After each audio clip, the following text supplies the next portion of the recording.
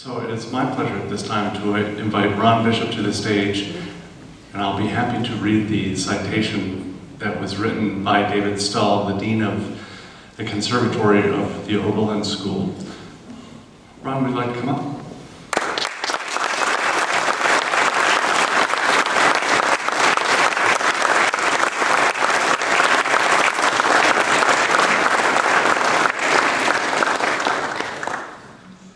Ronald Bishop is one of the finest artists of our time. As a performer, teacher, mentor, and advocate of music, he has set a remarkable example for all of us. As tubist in the Cleveland Orchestra hired under George Zell, Bishop defined great playing through his legendary sound and extraordinary musicianship. Ron worked with all of the major conductors of the late 20th century and produced many hallmark recordings with the Cleveland Orchestra, in addition to performing the antiphonal music of Gabrieli, featuring the brass sections of the Chicago Symphony, Philadelphia, and Cleveland orchestras. During his career, he performed on 2 Grammy Award-winning recordings, in addition to receiving countless accolades for his work. Ron has performed as a soloist with the Cleveland Orchestra, the Buffalo Philharmonic, the San Francisco Symphony, the Cleveland Chamber Symphony, and the Heights Chamber Symphony Orchestra. He has appeared in numerous recitals and clinics throughout the United States, Canada, New Zealand, Japan, and the United Kingdom. He has written extensively concerning the tuba and the arts in general, published the trilingual The Brass Bulletin, Arnold Jacobs' Legacy of a Master, and he was an associate editor of the TUBA Journal, among others. He is also an avid supporter of and performer with performers and artists for nuclear disarmament. For more than 3 decades, he has taught at the Oberlin Conservatory of Music and the Cleveland Institute of Music. He has worked privately with countless students, and many have become prolific members of the profession, including Alan Baer of the New York Philharmonic. He is perhaps best known for his generosity of spirit, his ever-increasing passion for music, and his abiding interest in mentoring young musicians. He is an extraordinary person who has tremendously advanced the art and craft of tuba performance and has inspired all of us through his artistry, intelligence, and humanity. Ron, on behalf of the Executive Board of the International Tuba Euphonium Association, it's my pleasure It's my pleasure to present to you the Lifetime Achievement Award with appreciation for a lifetime of significant contributions to tuba euphonium world. And at this time, I would like you to be able to be your own presenter. And if you'd like to have a few words for us, that would be delightful.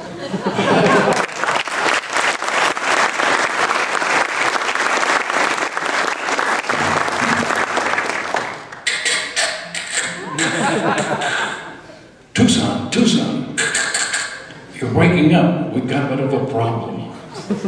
Yes, somewhere, my former student, who is now my boss at Oberlin College Conservatory, is stuck somewhere.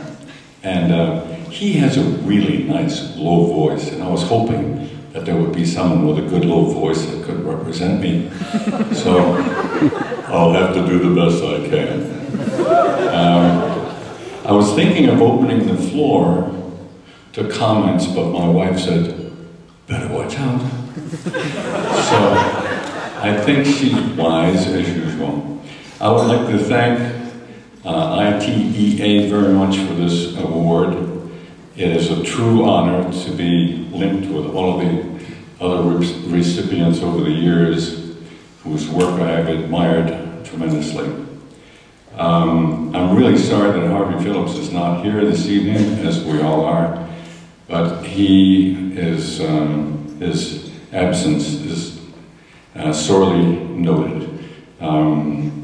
He's the one that pretty much started all this. I joined TUBA way back, and probably in late 60s or 70, and it's been a great organization.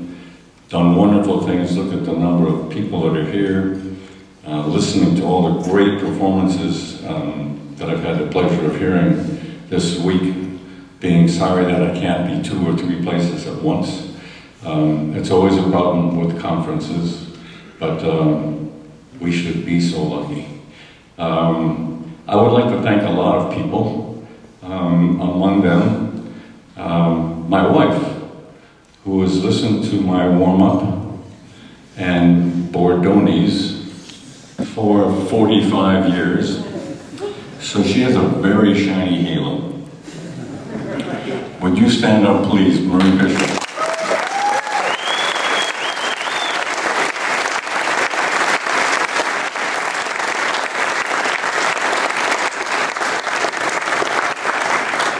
Also, some people maybe would think that dragging her from San Francisco to Cleveland would not have been a very nice thing to do, but we love it in Cleveland, and we feel privileged to have been associated with one of the best orchestras in the world.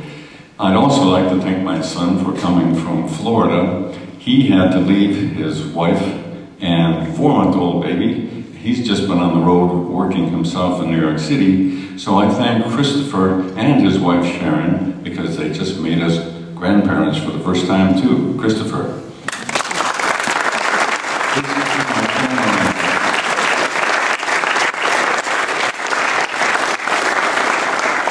I know that my student, another student from Oberlin, had a beautiful preparation with sound and bells and whistles and lights and all those things that we've been seeing. And I'm sure that Dean Stull, who was a very good public speaker, would have had wonderful things to say about me, but I just have to. I don't have much hair now anyway, so I don't want to get a swollen head. So thank you very much. Thanks to the executive board, and I really appreciate this honor, and I hope we all continue to make strides in our musical endeavors on whatever instruments we play. We happen to be euphoniumists and tubists, so onward and upward or downward. Bye.